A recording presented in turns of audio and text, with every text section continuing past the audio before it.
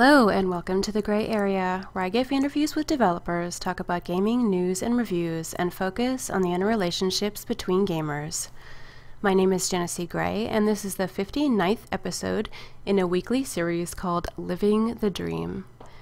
Today it's just going to be myself. Usually I do have several people on just to hang out, but it's going to be me, so we'll have a quiet, possibly short but sweet podcast today. Last week's episode was a discussion with John and Tinsian about our trip to Washington, D.C. to visit the Games Expo at the Smithsonian. Please visit www.genesee.com to add to the forum discussion on that topic and to tell me your story. Today is Monday, March 26th, and we're going to discuss some gaming news, talk to a game tester from Ubisoft, and just see what happens today. So first, news of the week. Top Gun: Hardlock is releasing March 30th for the Xbox and PS3 this week, along with Grand Theft Auto 5, which is coming out for the Xbox 360. And speaking of the Xbox 360, it looks as if Comcast is preparing to move from their limited beta test to a wide release of their long-promised Xbox Live streaming video app, which I'm sure many people have. And the most exciting part about that is that the streaming Comcast on-demand videos will be available through the Xbox 360, and they will not count towards the customer's 250 gigs monthly data limit. So you can stream away and watch your movies and not be worried about that. However, you should be aware that cable subscribers who use a different internet provider other than Comcast won't be able to stream content through their Xbox 360, and that the service also requires you have an Xbox Live Gold subscription, and you have to have at least one cable box elsewhere in your home. So you basically already have to be a Comcast user, but now you can use your Xbox kind of as an extra home box, basically. So, listeners have been asking, should you invest in the Wii U that's coming out this year? And well, that depends. If you've seen it at E3, you might have some preconceived ideas of what it would be like, and you might be wrong.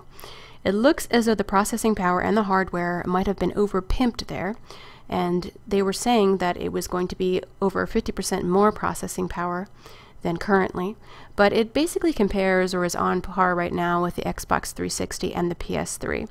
Definitely not 50% more power. However, the Wii has always kind of been looking for showing you the controller, which is the big selling point for the Wii, and it still is in the case right now.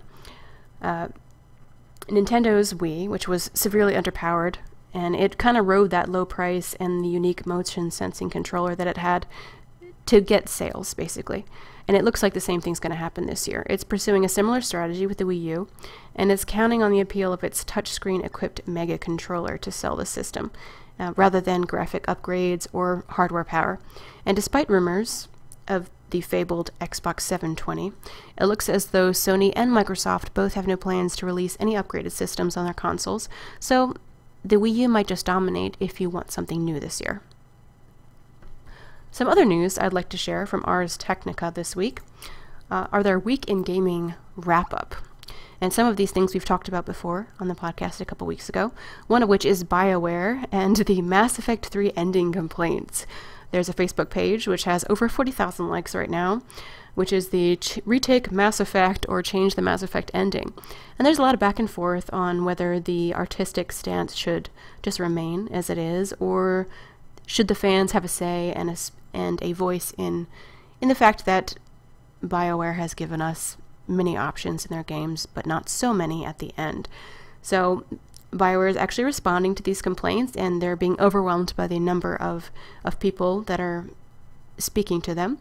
And they promise to listen to player feedback, and Casey Hudson has responded specifically to that and said that they're going to continue, as they've said before, very vaguely, listen to this and perhaps use some of this in future DLCs to maybe give you a little more, my guess would be, more of an explanation on what happens to some of your companions, which I think is the thing that, other than the fact that you have three choices that are very similar, the companions are the thing that people are getting pretty upset about, because you have a lot of people on your ship, some of which survive, some of which don't, but you'd like to know what happens to them. So hopefully, in a DLC, that would be remedied. We talked last week about EA shutting down servers for 17 of their games and listed those games and talked about them. I haven't noticed that it's helped the EA servers playing the Mass Effect 3 multiplayer this week. There were quite a few problems with Origin that I personally experienced, where some people in my group were shut out and some just random kicks and slowdowns and things like that. So hopefully, as they continue to shut down servers that may or may not affect the Mass Effect 3 multiplayer and some of their bandwidth, because they definitely could use a little help on that. U.S. congressmen are going at it again, even though they lost earlier this year. 2 congressmen have once again introduced a bill that will require game makers to prominently display a warning, and this warning says, quote, "Exposure to violent video games have been linked to aggressive behavior. And even if the game in question isn't violent, they will still have to carry this display warning if this bill passes." So something else for us to get up in arms about. Blizzard, not surprisingly, has had some drops in World of Warcraft subscriptions, and they are blaming Star Wars The Old Republic. Ooh, surprise, surprise. World of Warcraft senior producer John LeGrave says that the subscriber loss can be attributed to The Old Republic, which I think most of us kind of understood. Even with the new released, as we talked about last week, bring your friends in and auto-level them to 80 instantly. It doesn't seem to be bringing too many people back in. And we debated that a little bit about whether that is really appealing to those of us who have left World of Warcraft, and would that make us come back if we could have our character, or alt in the case of many of us, automatically leveled to 80. And my stance was no, but we had some yeses on there too. So either way, Star Wars The Old Republic is taking some of the World of Warcraft players. No surprise there. An Xbox 360 version of Minecraft is coming in May, which is pretty exciting. The indie hit Minecraft finally coming to Xbox 360 on May 9th. And it's actually a little bit pricey for Minecraft at $20, but it will be downloadable for the Xbox 360. So if you love Minecraft and you want to play with your friends on 360, you now have the opportunity to do that. One of the games I've been playing recently, and I will talk about in my news of the week as well, is Draw Something, which, oh my god, Pop is the name of the maker of that. And it's a really fun app, and it's really taking off, and pretty much everyone is playing it right now. It's basically like Pictionary, and you trade back and forth pictures, and you get the option to guess what the person has drawn by using the random choices of letters that you're given. And recently, Zynga has purchased Draw Something. Some people are excited about this because there are certain bugs in Draw Something. If you happen to tab away from the app, sometimes you will automatically lose the round. Certain times when you go to choose an answer for the Pictionary, the letters that you need to actually answer it properly aren't there. Some little bugs like that. But they are excited that perhaps Zynga will solve some of these issues, because Zynga, well known for Farmville and all the rest of those games like that, probably has a lot of experience with this. Other people are concerned that a huge person like Zynga, who makes a lot of money on Farmville and extra things that it sells, may just end up nickel and diming you out of tons of nickels and dimes in Draw Something. So we'll have to see exactly what happens once Zynga officially gets the handover of Draw Something. So, also, a newly revealed Microsoft patent has come out for laser-based head-mounted displays, which can be used for gaming. And it's kind of vague what that is. I don't know if I want... It sounds a little scary, doesn't it? A laser head-mounted display for gaming. But useful, I'm sure, in some way for gaming. Just letting you know. Alright. Now, let's take a little break and hear from our missing friend, Skaggy the Poet, who has a very special poem for us today, and it takes me back to Sir Mix-a-Lot's short rise to fame. So let me search for that, Twitch TV users, and play it for you.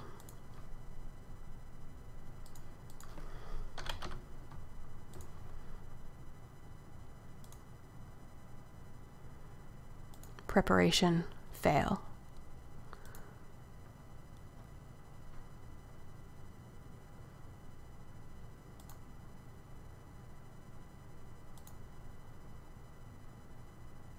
Alrighty, here you go.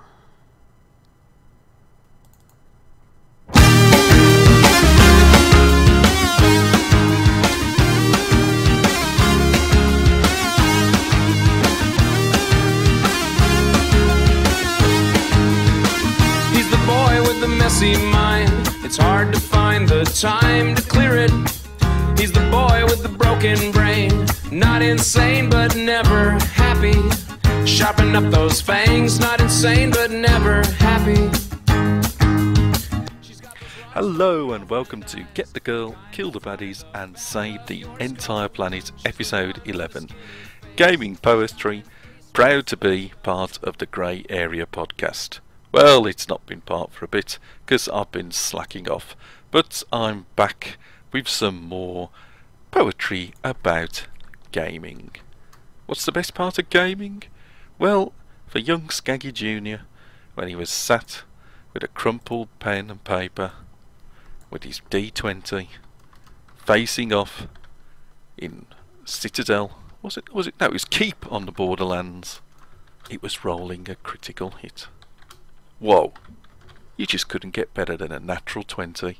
So, with apologies to the source material, which I'm sure you'll soon recognise, I give you I Like Big Crits. I like big crits, and I cannot lie.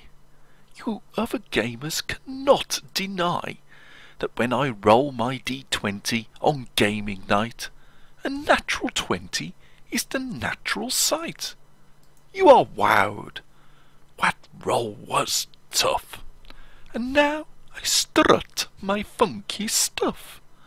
Broad is the smile I am wearing, and at my 20s you cannot stop staring. So all my enemies I am going to warn ya.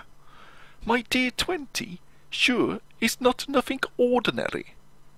And all the other players? Well, they want to use my dice, as it's a slayer. Well, use it. Use it. See if you can roll a big crit. Because I have seen others roll, and their dice just seem to stroll. But my D20 is the fastest yet. I have got it rolling, well, like a turbo vet. Whatever one of those is. So just ignore those websites and magazines with hints and tips on how to win. Take an average player and ask him how to win it. They will always say, by rolling a big crit. So players, yes. Players, yes. Can you roll a big crit? Oh, good gravy, yes. Then shake it, shake it, shake it, and shake it once more for luck. Shake that D20. Because I like big crits. So there you have it. Nothing better than a critical hit. Best place to hear critical hits these days? Death Before Dishonor podcast, run by Jen and various other people. I like listening to criticals on that. Anyway, you may have noticed I adopted a slightly different voice during that recording. Apologies if it caught you by surprise. It's my poetry voice, which sometimes I put on because it just makes the poem that I'm reading sound better, or in that case, dafter. It's my posh voice, you see? You see, I could have been an actor, darling.